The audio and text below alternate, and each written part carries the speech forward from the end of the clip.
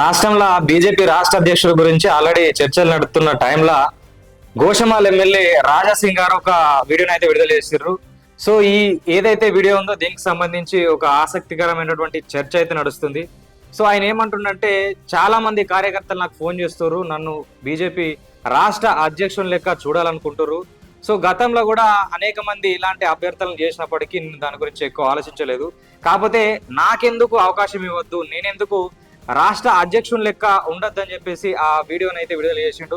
So ఆ వీడియోలో ఏమున్నదంటే, నన్ను అధ్యక్షుడిగా చూడాలని చాలా మంది కార్యకర్తలు ఫోన్ చేస్తున్నారు, అందుకే నాకు అవకాశం ఇవ్వాలని అధిష్టానాన్ని కోరుతున్నా. నన్ను నియమిస్తే పార్టీలో గోరక్షణ విభాగాన్ని ఏర్పాటు చేస్తా, గోరక్షకు పాటుపడే కార్యకర్తలకు రక్షణగా నిలబడతా, భారతీయ జనతా పార్టీ యొక్క అవసరాన్ని గడప గడపకు చాటి చెప్తా, మనది హిందుత్వ కాషాయ పార్టీ అని ప్రచారం చేస్తా, మన ప్రభుత్వం వస్తే యోగి ఆదిత్యనాథ్లా పనిచేస్తాం, ఎన్నికలకు 6 నెలల ముందే అభ్యర్థులను ప్రకటిస్తాం అని చెప్తూనే ఈ అధ్యక్ష పదవి ఎవరికి ఇచ్చినా పర్లేదు, కానీ ఈ విఐపి లెక్క ఉండే వాళ్ళని కాకుండా పార్టీ కోసం పనిచేసి ఒక కార్యకర్తలాగా గట్టిగా పనిచేసే వాళ్ళకు ఇస్తే నాకు అభ్యంతరం లేదని మళ్ళా చెప్పకనే చెప్తున్నాడు. సో ప్రస్తుతం ఆల్రెడీ ఒక 2 పేర్లు అయితే లిస్టులో ఉన్నాయి. సో మళ్ళీ ఈ రాజాసింగ్ గారు కూడా విడుదల చేసినట్టు వీడియో వల్ల సో ఇది ఎంతవరకు మరి పాసిబుల్ అవుతుంది అనే దానిపైన చర్చలు అయితే నడుస్తుంది. అంటే రాజాసింగ్ కు హైదరాబాద్ లో కావచ్చు, గోషమాల్లో కావచ్చు ఒక గట్టి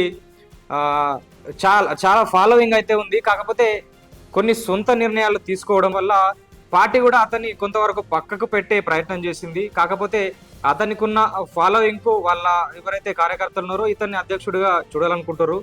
సో ఎవరైనా అధ్యక్ష పోటీ పడచ్చు, కాకపోతే అది ఎంతవరకు పాసిబుల్ ఉన్నదనేది వేచి చూడాల్సింది.